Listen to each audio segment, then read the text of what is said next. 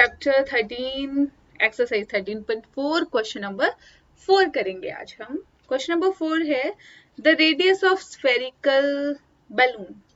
एक रेडियस जो है स्फेरिकल बैलून का वो इंक्रीज करता है 7 to 14 सेंटीमीटर। मतलब एक गोलाकार गुब्बारा है, उसमें हवा भरने पर उसका पहले रेडियस क्या था, त्रिज्या क्या थी, 7 सेंटीमीटर थी, अब क्या होगी 14 सेंटीमीटर होगी। तो बोलता है उसको तो being pumped into it find the ratio निकालनी है, डिवाइड करना है किसको, इन टू केसेस, फर्स्ट केस को सेकंड केस से डिवाइड करना है। तो है क्या, स्फेरिकल है, तो क्या होगा उसका वॉल्यूम आएगा ना, क्या आएगा 4 पाई आर स्क्वायर है ना, उसका जो सॉरी कर्व सरफेस एरिया वो क्या है 4 पाई आर स्क्वायर। तो हम उसका फॉर्मूला लगाएंगे और दोनों को डिवाइड कर देंगे, फिर हमारे पास क्या आ जाएगा, आंसर आ जाएगा। ठीक है, तो सरफेस एरिया है ना, तो लिखा भी इसने ये सरफेस एरिया। तो सरफेस एरिया का शुरू करते हैं हम लोग। ठीक है, केस वन है। केस वन में क्या है हमारे पास, केस वन में हमारे पास है रेडियस है ना, लिख लेते हैं केस वन, और स्थिति वन है ना, कुछ भी इंग्लिश में भी लिख सकते हो। Radius of spherical balloon in balloon is equal to है ना आर, तो केस वन R1 कर सकते हैं हम लोग 7 सेंटीमीटर। ठीक है, ये आ गया। तो अब बिकॉज, और हिंदी में क्या लिखेंगे है ना, गोलाकार गुब्बारे की त्रिज्या, गोलाकार गुब्बारे की त्रिज्या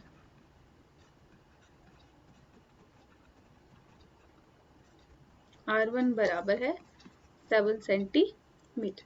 ठीक है, और दूसरा है ना, इनका है ना केस टू में लिख लेंगे उसको। तो क्योंकि curved surface area of balloon ठीक है is equal to 4 pi R square. ठीक है, तो देयरफॉर कर्व्ड सरफेस एरिया, और हिंदी में क्या लिखना था, बिकॉज ठीक है क्या वक्र पृष्ठीय क्षेत्र या पृष्ठीय क्षेत्रफल है ना, पृष्ठीय क्षेत्रफल किसका, गोले का, किसका है, गोले का है ना, क्या है 4 पाई आर स्क्वायर। ठीक है, तो ये आ गया। अब इसको लिख लेते हैं हम लोग, गोले का पृष्ठीय क्षेत्र 4 पाई आर स्क्वायर आ गया। तो देयरफॉर ठीक है curved surface area of balloon क्या है 4 पाई है ना, 22/7 लिख देते हैं, आर क्या है 7, तो 7 का स्क्वायर, इसको ऐसे रहने देते हैं। ठीक है, हिंदी में पृष्ठीय क्षेत्रफल आ गया, इसको इक्वेशन 1 मान लेते हैं। अब केस 2 या स्थिति 2, ठीक सेम वही, रेडियस है ना, रेडियस ऑफ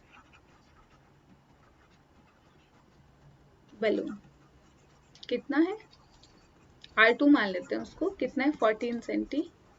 ठीक है, बिकॉज CSA ऑफ बैलून, ठीक है स्फीयर क्या होता है वो पता है, तो क्या आ जाएगा 4 पाई 22/7, आर क्या है 14, तो 14 का स्क्वायर, ये 2 बन गया। अब रेशो निकालेंगे, therefore ratio of case 1 to case 1 to case 2,